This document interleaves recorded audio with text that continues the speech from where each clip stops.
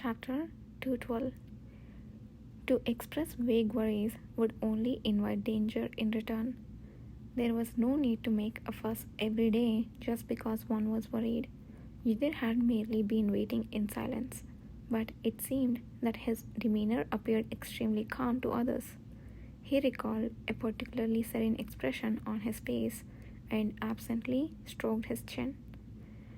When I heard the commander's words, I assumed that this cycle would end quickly, but isn't it lasting far longer than expected? Indeed, it is lasting quite long this time. Nathan Zuckerman nodded in agreement. Yet, it still hadn't surpassed the longest duration. What was the longest period? 1 month. It was 2 years ago. 2 years ago, around the same time that Kishir had awakened. Yudir could not even begin to imagine Kishir of that era, who he only knew from stories and who he could never truly know. Giving up on his fruitless effort, Yudir raised his head. Nathan Zuckerman was still sitting upright, looking straight ahead. Does the cycle lengthen when his physical condition is poor? No, rather than that. Nathan Zuckerman's words trailed off and his eyes darkened. It is known to lengthen when the power does not dissipate properly. Dissipation? You mean? Yudir recalled the small portion Kishir had shown him. Isn't that why he drinks the potion? That's what I heard. But even after taking the potion, are there times when the dissipation is particularly good or bad? Nathan Zuckerman did not immediately answer. Just as Yudir was about to give up on waiting for his response, a soft, low voice resonated in the room. That is, oh, you're already here. At that moment, the aura in the inner hallway surged, and Kishir appeared. The man who usually kept his aura well suppressed was releasing it as so much that it could be felt from afar. He was, as always, dressed in a white uniform. Yudir was captivated by Kishir's beautiful face, which looked freshly washed and still damp. His appearance was already eye-catching, but today the combination of dampness and languor made him even more devastating. You're here. Nathan Zuckerman promptly rose from his seat and bowed. After, Yudir also stood and greeted him. Kishir's gaze moved towards the desk. He scanned over the classified pile of letters, the pile of chocolates on the tray, and the single cup of tea before his red eyes returned to Yudir. Were you two chatting? Sir Ale had a question, so we were briefly engaged in conversation. It seems you have become quite friendly in my absence. I feel a bit jealous, Nathan. Where in this cold silence could there be jealousy? Yudir read from Nathan Zuckerman's silence that he shared the same thought. Was there anything urgent to confirm while I was asleep? Nothing urgent. The sequential tasks are over there for your review. As Kishir's adjutant, Nathan Zuckerman primarily handled the communications related to Kishir's territory of Peleta, but that was not all. Besides managing Peleta nights, he received all sorts of secret communications through various channels when Kishir was absent. Seeing how he managed to handle such a volume of work while also attending to Kishir, Yudir couldn't help but admire him. He might have done something else as well. Kishir, who slowly approached the desk, skimmed through the pile of paper laid upon it. As he unrolled the scroll on top, he suddenly froze his fingertips. Beltrail Sean Apeto is critically ill. Wasn't he imprisoned in the Regent Tower? It seems someone poisoned his food. It's unlikely he will survive today. Perhaps he already departed for the long journey. While countless individuals paid their penalties from the house of Apeto, Beltrail, naturally the greatest sinner of them all, also faced his judgment. He was stripped of his entire fortune and sentenced to 15 years in prison, leading him to Regent Tower, where most noble criminals were incarcerated. In reality, the grand judges aligned with the emperor argued that he should be imprisoned in the most remote land at the edge of the empire. However, the opinion of the House of Apeto that the punishment was too severe for someone of unstable mind was accepted, and instead an agreement was reached with the confiscation of his property. He was sent to the Radiant Tower within the capital. The result of his punishment became the significant standard to conclude all the matters surrounding the house of Abeto. It was a victory for the emperor and Kishir, publicized far and wide.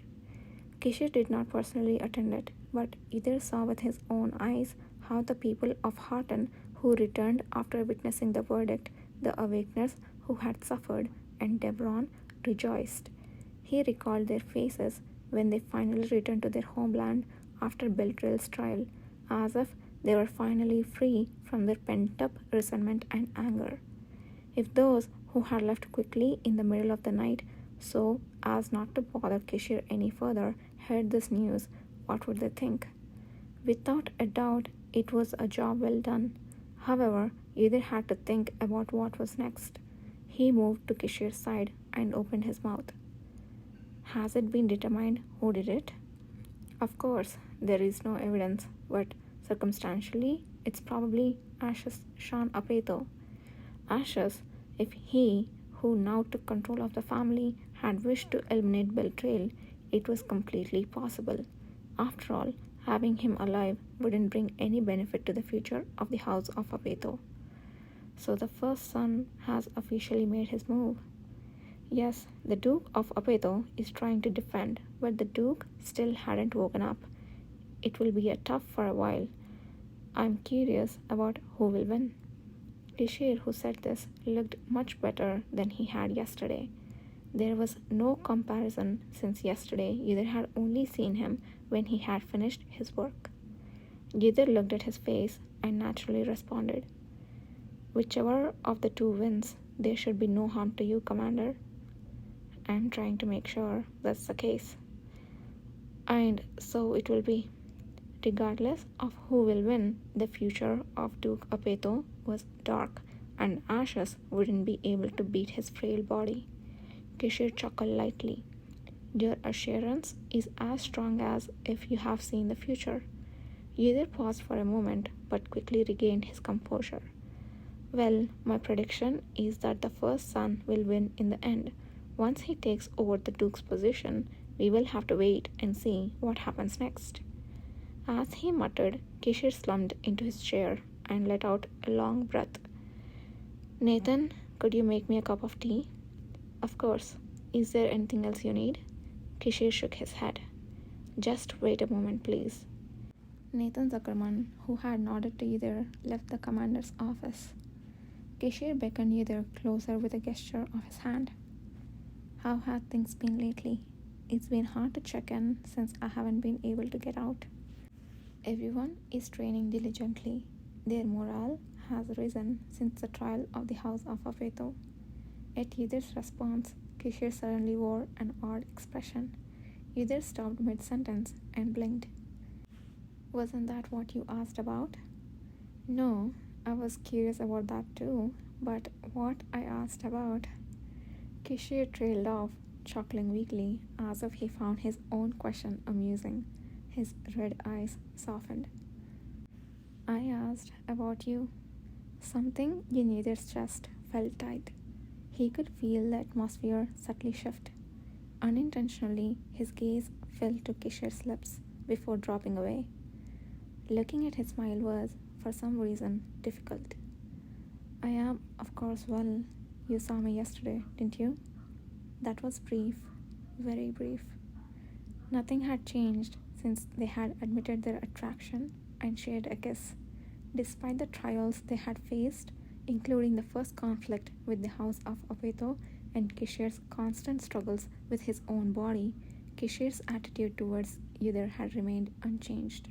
The only shift was a subtle change in how he addressed him.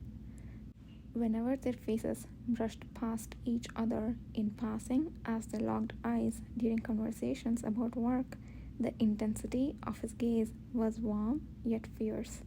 It was incredibly difficult to ignore such a powerful pull, strong enough to make one forget the presence of others.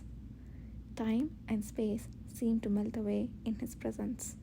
It had been like this before, but now it was even more intense. Once Yuder looked at him, it was impossible to look away. The precarious feeling was subtly knocking at the back of his mind now. Is your work for today done? No, I have just finished sorting. That's good.